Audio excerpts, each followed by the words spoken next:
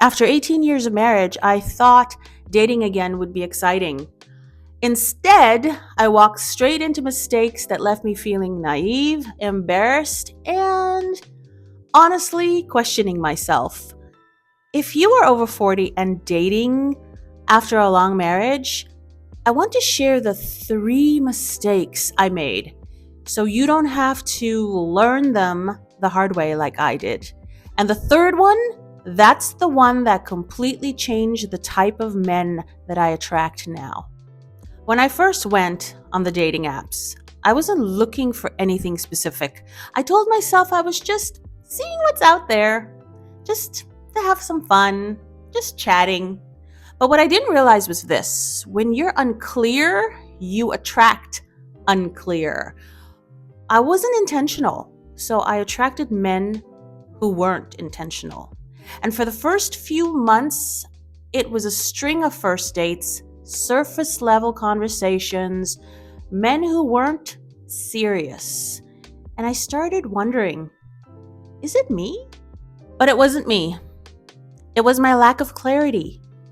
Once I actually asked myself, do I want a relationship? Do I want companionship? Do I want something casual? Everything shifted. Clarity filters, and I didn't have it. This one is uncomfortable to admit. When you've been married for 18 years and suddenly you're single and someone is giving you attention again, it feels exciting. It feels validating. And I let that validation move things physically faster than I should have. What I didn't really understand at the time is this: physical intimacy creates emotional attachment, especially for women. So I would feel connected, invested, hopeful, and sometimes they didn't. That disconnect hurt. And eventually I had to ask myself, was I moving too fast because I really liked them, or because I liked being wanted?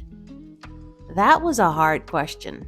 When I slowed down, everything changed. The men who disappeared, they were never really aligned anyway.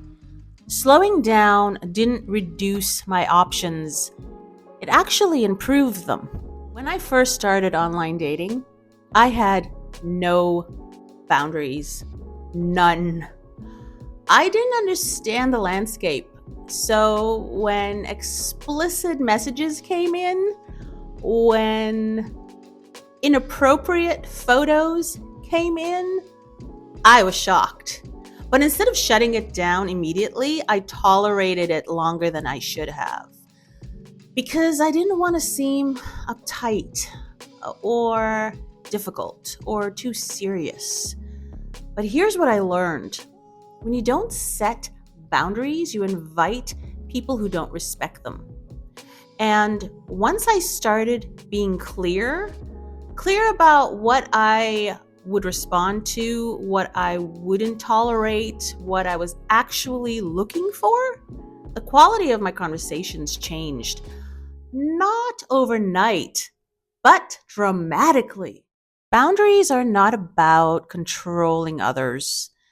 They're about protecting yourself. Looking back, the first few months weren't a failure. They were feedback.